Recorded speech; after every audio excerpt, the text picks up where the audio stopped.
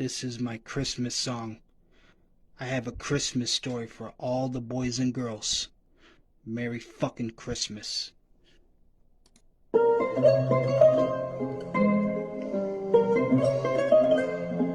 This is my Christmas song.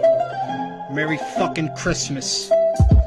Once upon a time, there was a police officer named Pinky. Now, Pinky had to work 2 jobs to support her son and daughter, a single mother on low income in a studio apartment in a dangerous neighborhood.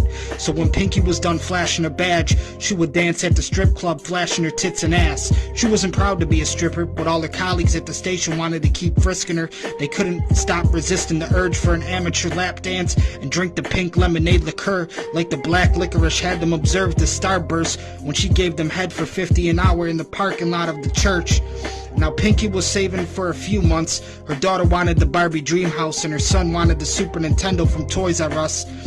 There was times she almost went bankrupt, but she had a piggy bank with Benjamin Franks tucked away in the closet behind a few obstructions.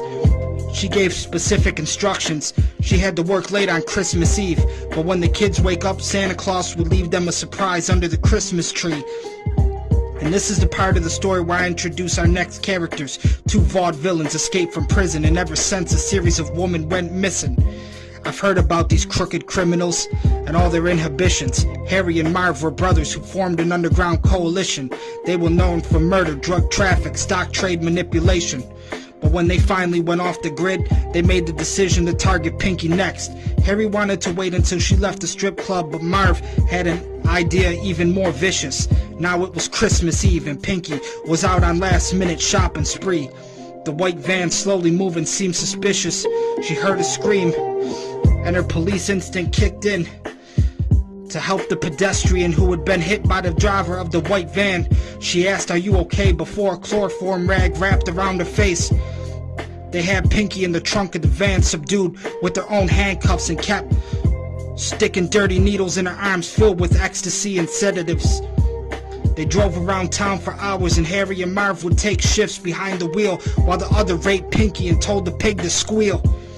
Pinky the piggy choked on her blood and tried to conceal the fear of what would happen next. Harry had the AIDS virus and no plates on the automobile. Marv had his penis pierced and called it a Prince Albert for more pleasure in his sex appeal. They penetrated Pinky with a knife and the horn from a glass unicorn. When she was unconscious, they cut her head off and put it inside a gift box wrapped with a ribbon and left her decapitated head under the Christmas tree for her children. They even ate the milk and gingerbread cookies and left a trail of frosty footprints to the gift. So the visit from Santa Claus was murder evidence.